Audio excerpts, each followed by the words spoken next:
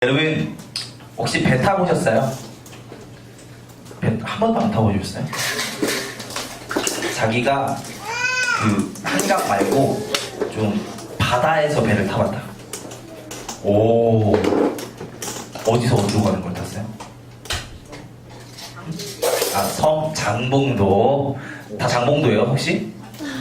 어디 가셨어요? 이야, 제일 멀리 항해하신 것 같은데. 여기보다 멀리 가보시고 인천에서 중국, 이거보다 멀다 없네. 그래도 우리 외국 가신 분이 한 분 있네요. 배로. 아주 좋습니다. 글로벌에서. 여러분, 우리가 어딘가를 배를 타고 간다고 했을 때 우리 자신에게 필요한 공간이 어느 정도 될 거라고 생각하세요? 저거랑 우리 자신에게 필요한 공간이 어느 정도 될 것 같아요? 배를 타고 이동하면 딱 앉을 자리? 눕기만 하면 돼요? 누울 자리만 있으면 된다. 뭐 어떤 분들은 그렇게 이야기할 수도 있을 것 같아요. 나는 멀미를 하지 않기 때문에 그냥 편하게 눕거나 앉을 자리만 있어도 나는 배에도 충분히 있을 수 있다 라고 하시는 분들이 있을지 모르겠습니다. 그런데 여러분, 아무리 멀미를 안 해도 배 타고 가면서 화장실 안 가세요? 화장실은 가야 되죠. 그리고 또 배가 고프잖아요. 매점도 한번 가줘야죠. 그쵸? 매점도 한번 가야 되고, 그리고 그 안에만 있으면 너무 답답하니까 밖에서 바다, 이렇게 그 바다의 모습들도 봐야 되잖아요. 정어리가 이렇게 뛰어 올라가고 돌고래가 이렇게 뛰어 올라가는 그런 모습도 봐야 되지 않겠어요? 저만 그런 것 같아요. 다들 비행기 타고 다니셔가지고 배는 이야기하면 상상이 안 되시나 봐. 여러분, 그런데 정말로 우리에게 이런 공간들이 필요한데 정말로 배에 누울 자리만 있었던 배가 있었다는 것을 아십니까?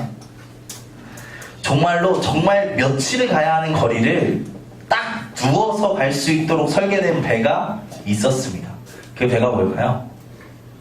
노예선입니다. 노예선.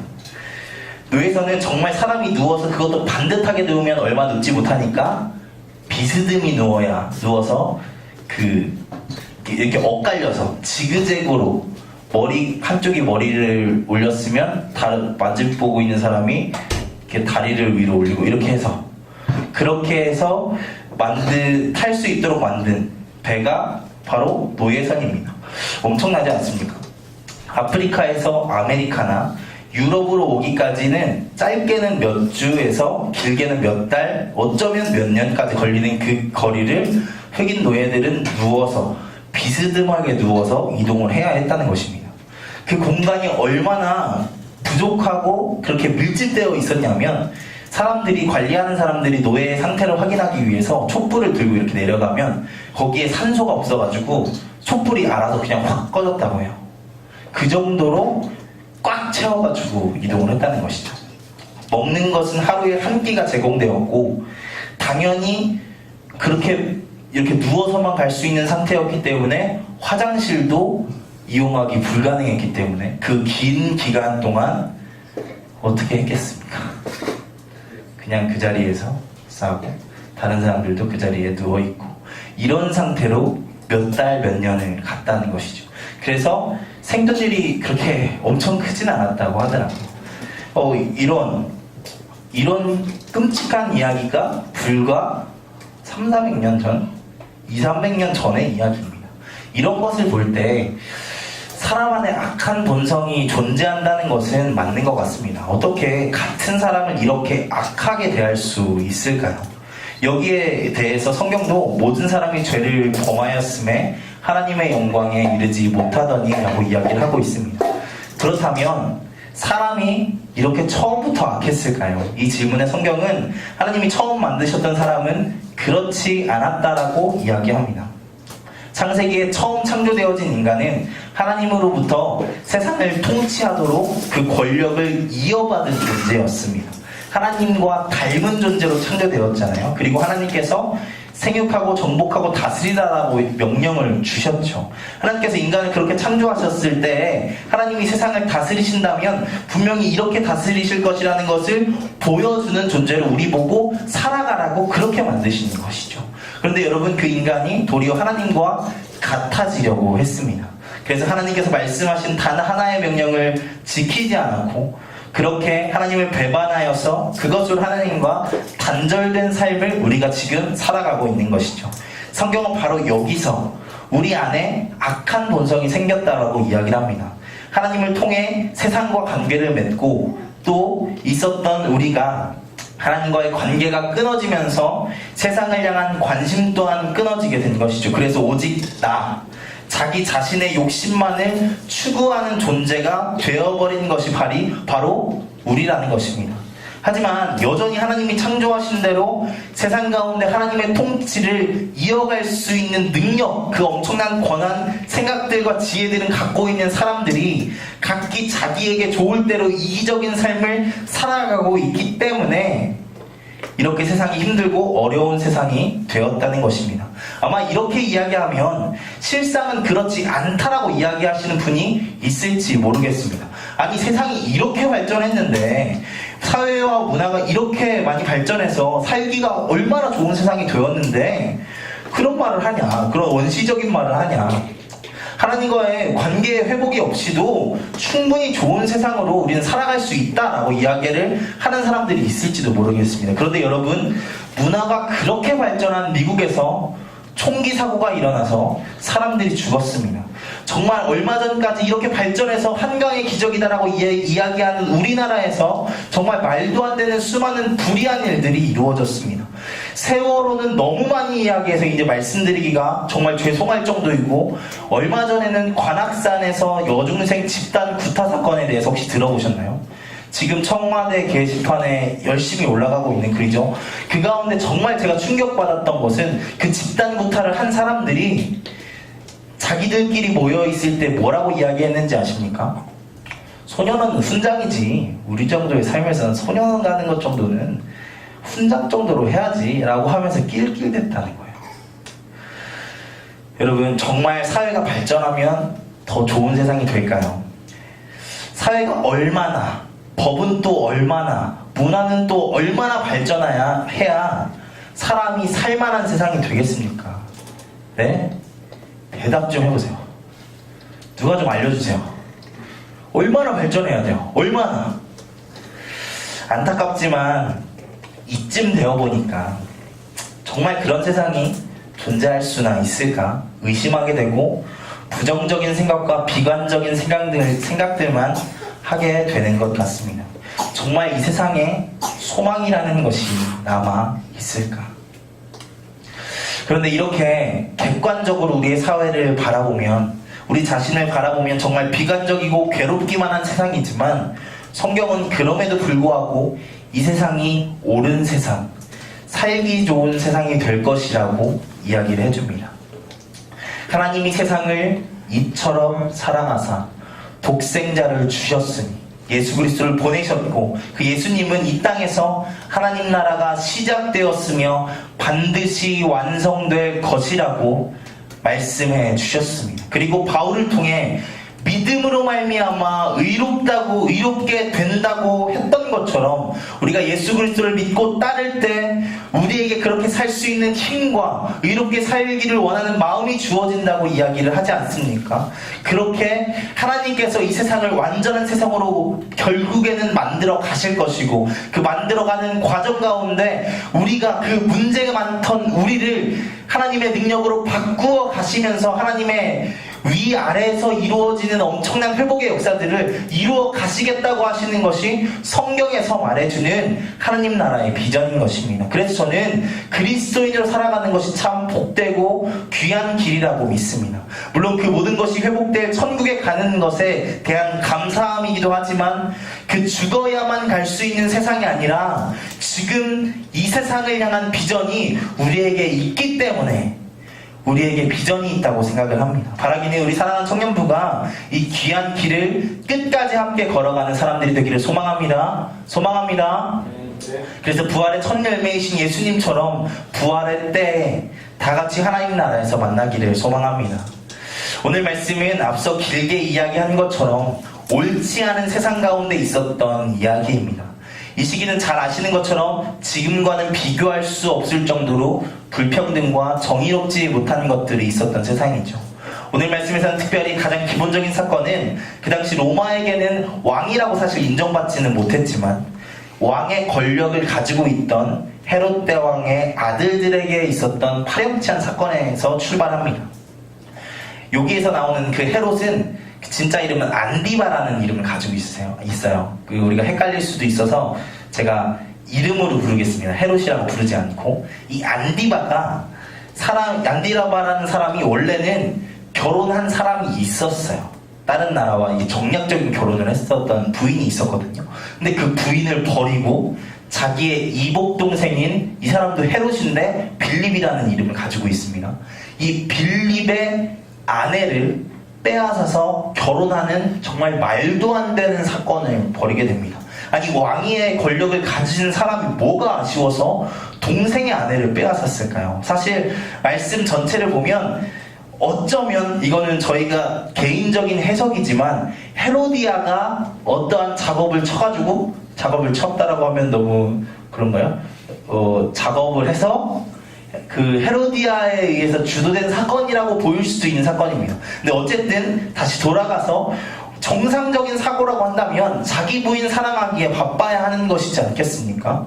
그리고 자기 아내가 정말 만약에 싫어도 그렇다고 한다면 그 여인과 헤어진 다음에 다른 많은 여인들이 있잖아요. 다른 사람들과 결혼하면 되는데 굳이 자기 동생의 아내를 빼앗아서 결혼했다는 것이죠. 이것이 왜 이렇게 이루어질 수 있었을까요? 권력을 가지고 있는 쪽이 권력을 상대적으로 덜 가지고 있는 사람을 억압하고 빼앗아도 된다고 생각하는 그 생각에서 이루어진 것이지 않겠습니까? 지도층에 지금 이렇게 나름대로 왕의 권력을 가지고 있다는 헤롯의 아들들 가운데서도 이런 권력이 조금 세고 조금 약하고에 따라서 이런 불평등한 상황이 있었던 사회라고 한다면 이 당시 사회는 얼마나 불평등함들이 넘치고 넘쳤던 사회였겠어요. 오늘 말씀의 요한은 바로 이것을 지적한 것입니다. 안디바가 했던 행동 자체가 잘못됐다는 것을 지적하는 것이죠. 동생의 아내를 취한 것에 대해서 꼬집어서 이야기를 합니다. 요한의 이러한 행동은 옳은 행동이었고 옳은 외침이었습니다. 사회 지도층이라고 한다면 마땅히 본을 보여야 할 부분에 대한 선지자적인 외침이었죠. 그리고 이것은 비단 그들을 향한, 그 개인을 향한 이야기만은 아니었습니다. 성경을 보면 그 사회를 비판할 때 그 사회의 지도층을 비판하는 것으로 그 사회 전체를 비판하는 경우들이 구약에서 등장을 합니다. 이렇게 볼 때 요한은 비단 안디바라는 개인에게 비판하는 것이 아니라 그가 가지고 있는 사회의 권력, 지도층에 대한 비판을 한 것이고 그 사회 전체를 향한 비판을 하며 옳은 외침을 한 것이죠. 우리가 그리스도인이라고 한다면 세상 가운데 옳은 말을 하는 사람들이 되어야 합니다. 하나님이 만든 세상에 하나님의 통치가 이루어진다면 이렇게 되어야 한다는 것을 우리의 말로, 우리의 모습으로, 우리의 삶을 통해, 외침을 통해 보여주는 사람들이 바로 그리스도인이라는 것이죠. 여기서 우리가 오해할 수 있는 것은 무조건 상황과 환경과 상관없이 정죄하라는 말은 아닙니다. 강한 사람에게는 아무 이야기 못하면서 약한 사람에게는 옳은 말하며 상처 주는 사람들이 있습니다. 혹은 나는 옳은 삶을 살지 않으면서 그런 욕구도 없고 그런 생각도 없으면서 다른 이에게는 옳은 삶을 살라고 이야기하는 사람들도 있죠. 여기서 이야기하는 것은 그런 것을 이야기하는 것이 아닙니다. 오늘 말씀의 요한은 자기가 분명히 옳은 삶을 살았습니다.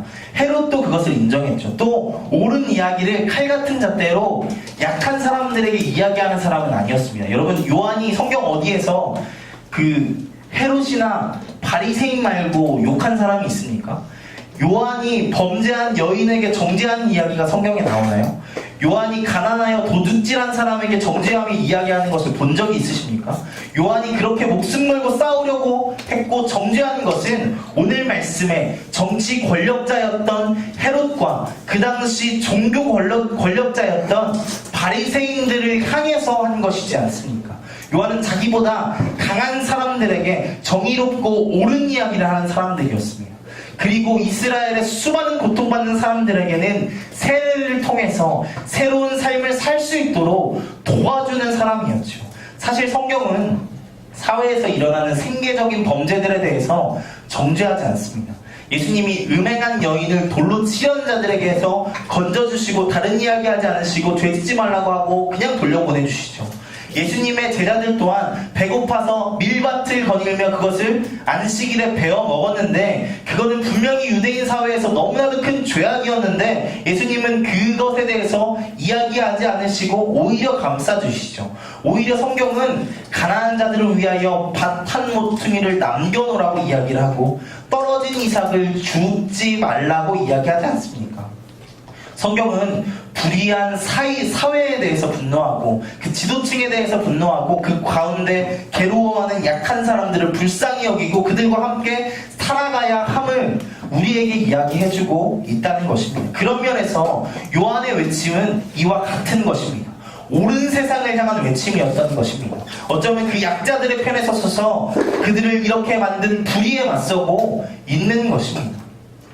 이것이 그리스도인의 부르심입니다. 우리가 종종 기독교인은 사회에 불의가 나타났을 때 침묵하고 기도해야 한다고 이야기하는 것을 듣게 됩니다. 특별히 최근에 촛불 집회가 있었을 때 교회 안에 많은 이야기들이 그렇게 진행되어졌죠. 교회는 그렇게 광장에서 떠들 것이 아니라 교회에서 조용히 하나님께 뜻을 구하며 기도해야 한다고 이야기를 했습니다. 그런데 물론 그것도 필요하지만 성경은 나가서 우는 자들과 함께 울라고 이야기를 했습니다. 그리고 맞서 싸울 것에 대해서 이야기를 해주고 있다는 것을 아셔야 합니다. 원래부터 기독교는 불의한 정권이나 불의한 권력에 침묵하거나 순종하는 공동체가 아니었다는 것을 기억하셔야 합니다. 불의했던 로마 정권 속에서 저 로마의 황제가 왕이 아니라 예수 그리스도, 우리를 자유케 하시고 우리를 하나님의 나라로 회복하실 예수 그리스도가 하나님의 아들이며 진정한 왕이라고 선포했던 것이 기독교였고, 저 불의했던 그 일제 치하 가운데 있을 때 하나님의 은혜로 그 독립을 해야 한다고 선언했던 것이 바로 기독교였다는 것을 아셔야 합니다. 바라기는 우리 사랑하는 청년부가 그렇게 이웃과 함께 살아가며 함께 웃고 함께 울어주는 사람들이 되기를 소망합니다. 우리가 옳은 삶을 살며 옳은 말을 하고 나보다 약한 사람들을 세워주고 살게 해주는 사람들이 되기를 소망합니다. 그렇게 나만 사는 것이 아니라 함께 살기 위해 싸워가는 사람들이 되기를 소망합니다. 여러분, 그런데 그런 삶이 결코 쉬운 삶은 아닙니다. 오늘 말씀의 세례 요한도 결국에는 죽임을 당하지 않습니까? 그것도 정말 어이없는 이유로 말입니다. 원래 여기에 나오는 헤롯이 바로 안디바였습니다. 아까 이야기한 것처럼 이 헤롯의 아들들이 헤롯이라는 이름을 다 사용하기 때문에 제가 앞서서 계속 이름을 구분하려고 이름을 이야기하고 있는 것입니다. 이 헤롯도, 이 안디바도 요한이 자기에게 불편한 말을 했지만 그렇다고 요한을 죽일 생각은 없었습니다. 왜냐하면 요한은 위로운 사람이라는 것을 알았고 그 말 자체도 틀리지 않았다는 것을 알았기 때문입니다. 그런데 헤로디아가 문제였죠. 헤로디아는 요한을 죽여야겠다고 생각을 했습니다. 아무래도 자기의 치부를 지적했기 때문이죠. 참 안타까운 점인 이것입니다. 사람이 자기의 잘못을 알았으면 용서를 구하든지 고치든지 하면 좋은데 오히려 그 말을 한 사람을 미워하게 되니까요. 그래서 헤로디아는 요한을 죽이기 위해서 아주 치밀한 계획들을 세웁니다. 먼저 헤롯의 생일날 자기의 딸을 보내어 헤롯의 마음을 흡족하게 합니다. 춤을 추게 해서. 그때 헤롯이 해볼래 해가지고 나라의 절반이라도 줄 테니 소원을 이야기하라고 합니다. 이때나 지금이나 의인이나 악인이나 딸이 최고인 것 같아요. 아닌가요? 네. 여러분, 그리고 정말 남자분들 조심하셔야 됩니다. 여자의 마음을 사로잡기 위해서 아무 말이나 하지 마세요. 큰일 납니다. 제가 경험적으로 왔어요. 태근이 안녕. 네, 어쨌든 바로 그때 그 딸이 어머니와 상의하고 뭐를 갖다 달라고 이야기를 하죠? 요한의 목을 가져다 달라고 합니다.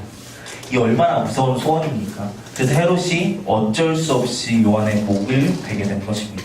나라의 절반이라도 주겠다고 했던 그 약속을 했는데 어떻게 그 약속을 철회할 수가 없잖아요. 그러니까 함부로 이런 말 하면 안 되죠. 어쨌든 결국에 요한도 그 권력이라는 폭력에 이렇게 허무하게 희생되어진 것입니다. 사실 그래서 힘든 것입니다.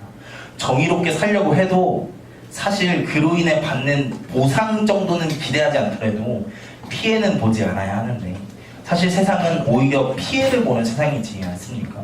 그리고 요즘에 길거리에서 싸움 나면 사람이 쉽게 그 싸움에 사람들 보고 끼어들라고 말하지 못합니다. 왜냐하면 잘못하면 자기가 다치거나 같이 입건될 수 있거든요.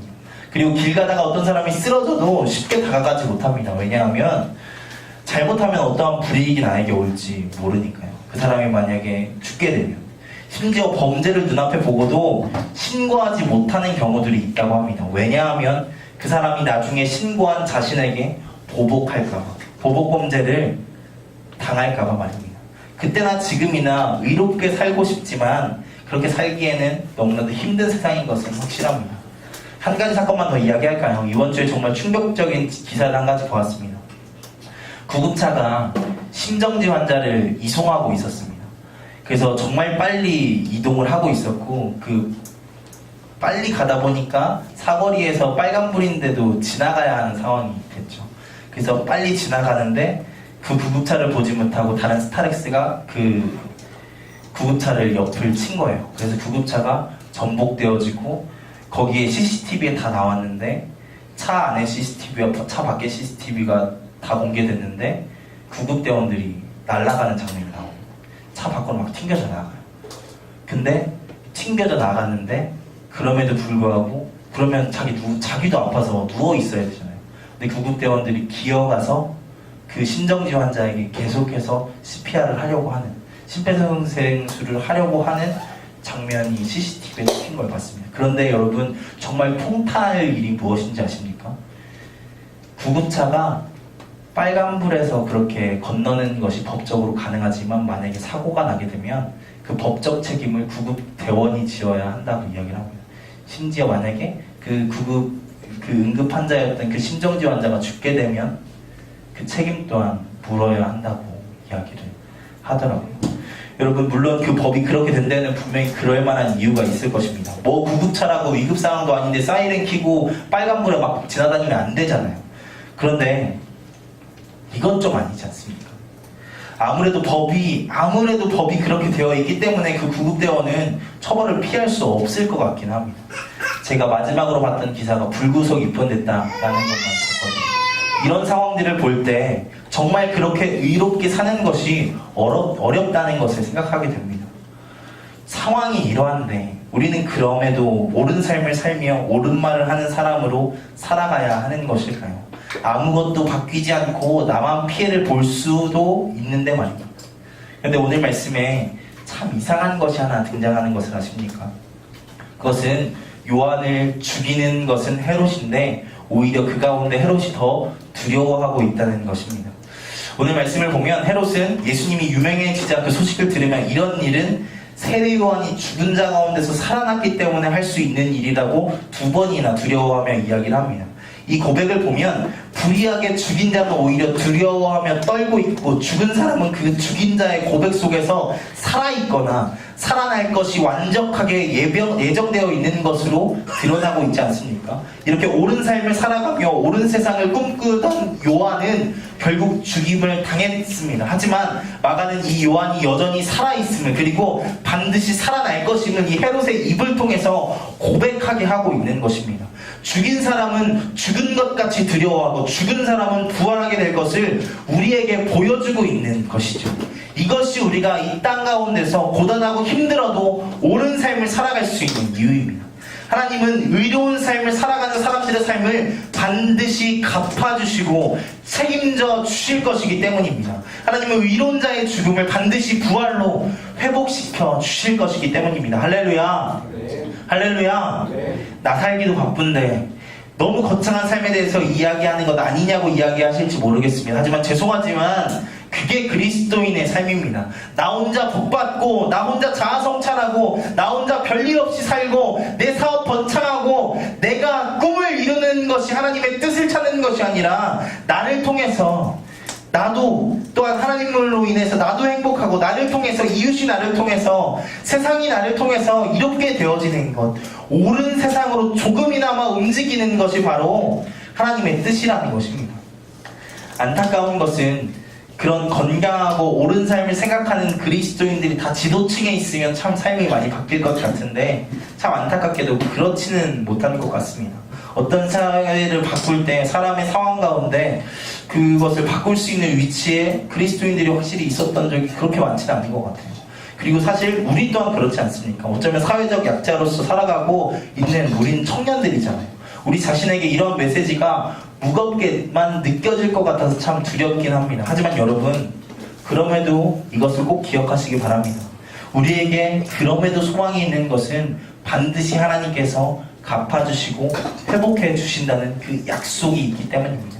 그리고 이 땅에서도 그것을 맛보게 하실 것이라는 그 약속이 있기 때문입니다. 바라기는 우리 사랑하는 청년과 한 사람 한 사람들이 바로 이 옳은 세상을 향한 부르심에 순종하여 옳은 삶을 사는 자들이 되기를 간절히 소망합니다. 소망합니다. 때로는 어렵고 힘들어도 이 땅에서 한 줄기 빛과 같이 하나님의 통치를 이어가는 사람들이 되기를 간절히 소망합니다. 우리 시간 같이 찬양하고 기도하겠습니다.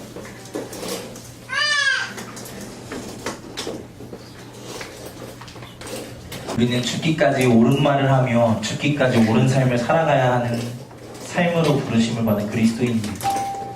그리스도인은 그냥 죄 지어도 되고 예수 믿었으니까 그냥 자동으로 천국행 티켓 받는 그런 삶을 원하셔서 하나님께서 우리를 그리스도인으로 부르신 것이 아닙니다.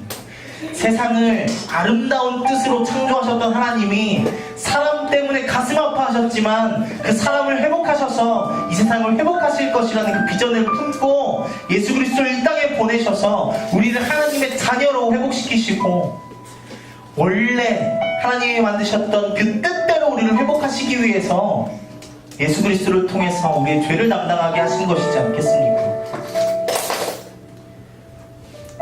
우리 이 시간 이곳에 임하신 하나님의 나라, 우리의 삶 가운데 시작된 그 하나님의 나라에 대해서 찬양하시면서 그 그리스도인의 부르심에 대해서 옳은 세상을 향한 옳은 삶을 한번 생각하고 묵상하시면서 같이 찬양하고 기도하는 시간 되기를 원합니다. 찬양하겠습니다.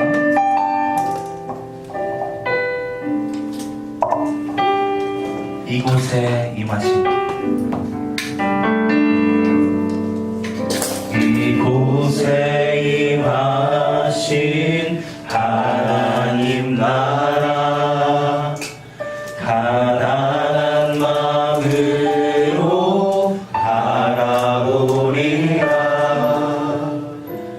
먼저 그 나라 그 뜻 구하며 나의 삶들을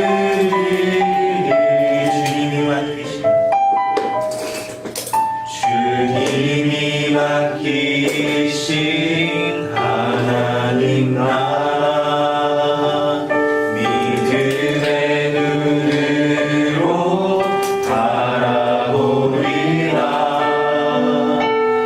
하늘의 뜻이 이 땅 가운데 완성될 그날까지 믿음나여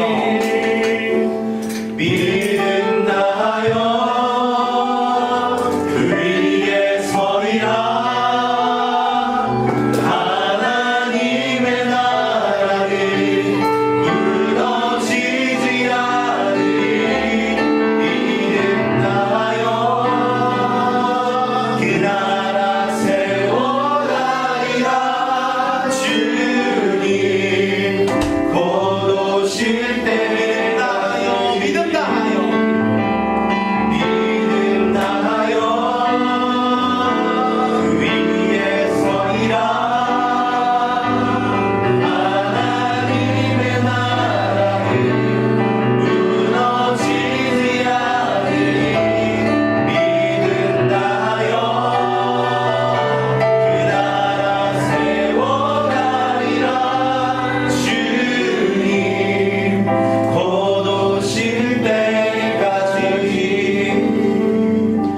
사도 바울은 이야기합니다.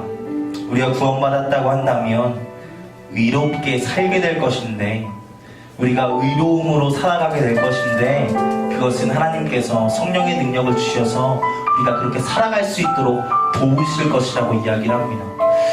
사실 우리가 살아봐서 알잖아요. 살아가면서 의롭게만 살아간다는 것은 참 어렵습니다. 때로는 나의 욕심에 무너지고 때로는 나의 연약함에 무너질 때도 있죠. 그런데 여러분, 하나님께서 분명히 약속하셨습니다. 그렇게 살 수 있도록 내가 도와줄 거야. 그리고 종국에는 그렇게 살아가는 사람으로 만들어 갈 거야. 내가 그렇게 너와 함께 하면서 너를 도와줄 거야 라고 이야기를 하십니다. 우리 이 시간 같이 기도하실 때, 하나님, 내가 아직은 그렇게 의로운 삶을 살아가지 못하고 떳떳한 삶을 살아가지 못하지만 하나님, 내게 그런 마음이 있습니다. 그렇게 살길 원하는데 내가 잘 되지 않는데 하나님 도와주시어서 그렇게 살아갈 수 있는 힘을 주시고 능력 주시고 함께하여 주시어서 그렇게 살아낼 수 있도록 주님께서 붙잡아 주시옵소서라고 이 시간 주여 한번 해주시고 같이 기도하며 나아갑니다. 기도합니다. 주여, 오 살아계신 하나님 아버지, 감사합니다. 하나님 주님의 나라를 위한 주님의 일꾼으로 우리를 불러주셨고 주님의 자녀로 우리를 불러주셨사오니 이 땅 가운데서 하나님의 통치를 드러내며 하나님의 통치를 보여주며 하나님의 통치를 살아갈 수 있는 우리가 될 수 있도록 주님께서 붙잡아 주시옵소서. 우리가 그렇게 살아갈 수 있는 힘과 능력이 있는 자들이 되기를 소망합니다. 성령께서 우리를 도우실 것이라고 말씀하셨사오니 우리와 임마누엘 하신 하나님께서 우리를 도우실 것이라고 말씀하셨사오니 우리가 그 약속 믿고 나아갑니다. 주님, 우리 가운데 하나님께서 역사하여 주시어서 하나님의 은혜로 새로움을 얻고 달려나아갈 수 있게 될 수 있도록 주님 붙잡아 주시옵소서. 하나님 역사하여 주시옵소서. 주님 임재하여 주시옵소서. 각 사람에게 하나님의 능력을 부어 주시옵소서. 오 주님 함께하여 주시옵소서. 믿음 다하여 주의 길을 걸어가는 자 되게 하시고 믿음 다하여 그걸 걸어갈 수 있는 이가 될 수 있도록 주님 붙잡아 주시옵소서. 하나님 함께하실 것을 믿습니다. 주님 역사하여 주시옵소서. 우리 이 시간 한 번 더 기도할 텐데, 이 시간은 우리 수련회를 위해서 같이 기도합시다. 수련회가 이제 한 달여 남았습니다. 아니, 정확히는 한 달이 넘지 않았습니다. 그냥 매번 가는 수련회가 아닐 것을 믿습니다. 그 수련회를 통하여서 하나님께서 분명히 우리 각 사람에게 부어줄 은혜가 있음을 믿습니다. 우리 이 시간 같이 수련회를 위하여 기도할 때는 먼저 우리 각자의 환경 가운데 하나님께서 찾아와 주셔서 수련회에 참석할 수 있는 환경을 열어주시고, 그리고 우리 각 사람에게 그 수련회 가운데 부어주실 그 은혜를 또한 기대하는 마음 또한 허락하셔서 우리가 그냥 매번 가는 습관처럼 가는, 혹은 아무런 기대 없이 가는, 혹은 가기 싫은 수련회가 아니라 정말 소망함이 있고 정말 가고 싶고 그 가운데 역사하신 하나님의 은혜가 기대되는 수련회가 될 수 있도록 주님 붙잡아 주시옵소서라고 제가 수련회를 위하여서 한 번 더 주여 한번 해주시고 같이 기도하며 나아갑니다. 기도합니다. 주여, 오 살아계신 하나님 아버지, 감사합니다. 하나님, 우리에게 허락한 이 수련회, 우리에게 허락한 이 수련회를 귀하게 여기고 함께 참여하며 그 가운데 하나님의 은혜를 나누는 귀한 역사가 있기를 간절히 소망합니다. 그러기 위하여서 사랑하는 우리 청년들 가운데 하나님께서 함께하여 주시어서 일정들을 열어주시고 수련회 가운데 참석할 수 있도록 모든 상황과 여건들을 열어주시어서 수련회 가운데 나와 하나님의 은혜 가운데 찬양하며 기도하며 하나님 그 바다와 산 가운데서 하나님을 찬양하며 나아갈 수 있는 우리가 될 수 있도록 주여 붙잡아 주시옵소서. 하나님 그 가운데 이루실 일들을 우리가 기대하게 하시고 그 가운데 하나님께서 역사하실 것들을 기대하게 하시고 그 가운데 하나님의 은혜와 사랑 가운데 우리가 충만함을 얻게 되는 귀한 수련회가 될 수 있도록 주여 붙잡아 주시옵소서. 날씨도 도와주시고 여건도 역사하여 주시고 가는 길도 함께하여 주시어서 수련회를 통하여 정말 우리가 은혜를 받고 변화함을 입는 귀한 시간 수련회, 그런 수련회 될 수 있도록 주님께서 붙잡아 주시옵소서. 그 위에 서리라 하나님의 나라는 무너지지 않으리. 믿음 다하여 그 나라 세워가리라. 주님 곧 오실 때까지. 하나님, 먼저 우리의 삶이 예수님처럼 세례 요한처럼 하나님이 기뻐하시는 삶을 살아가는 우리가 되기를 소망합니다. 하나님이 이 세상을 향한 그 비전을 우리가 알아서 나에게만 좋은 신앙으로 끝나는 그리스도인이 아니라 나도 좋고 남도 좋고 세상이 좋은 삶을 살아가는 그리스도인으로 살아가는 우리가 될 수 있도록 주님께서 함께하여 주시고, 그렇게 살아갈 수 있도록 성령님 능력을 더하여 주시옵소서. 하나님, 우리 가운데 의롭게 살아가고 싶은 마음은 있지만 용기가 없어서 그 발걸음을 내딛지 못하는 자들이 있으니까 성령 하나님 그들에게 함께하여 주시고 역사하여 주셔서 그가 그 의로운 걸음, 그 한 걸음을 뗄 수 있도록 주님 붙잡아 주시고, 난 안 돼, 나는 죄인이니까 안 돼, 그냥 이렇게 포기하며 살아가는 자가 아니라 날마다 하나님이 주시는 은혜 가운데 더 의로운 삶을 살아가게 되는 우리 사랑하는 청년들 한 사람 한 사람들 될 수 있도록 주님 붙잡아 주시옵소서. 하나님, 또한 바라는 것은 우리 수련회를 놓고 기도했습니다. 우리 수련회가 매번 가는 그냥 그런 수련회가 아니라 정말 하나님께서 역사하시는 귀한 수련회인 줄 믿습니다. 그리고 우리가 그런 마음으로 참여하기를 원합니다. 주님 아버지께서 역사하여 주셔서 우리에게 수련회를 기대하는 마음, 수련회 가운데 역사하신 하나님을 기대하는 마음 우리 가운데 부어주시고, 또한 상황과 여건도 열어주시어서 귀한 수련회 가운데 은혜 나누며 더 깊은 공동체로, 더 깊은 하나님의 나라로 들어가고 또한 살아가고 보여주고 기대하는 우리 공동체가 될 수 있도록 주님께서 붙잡아 주시옵소서. 감사합니다. 사랑합니다. 예수 그리스도의 이름으로 기도하였습니다. 아멘.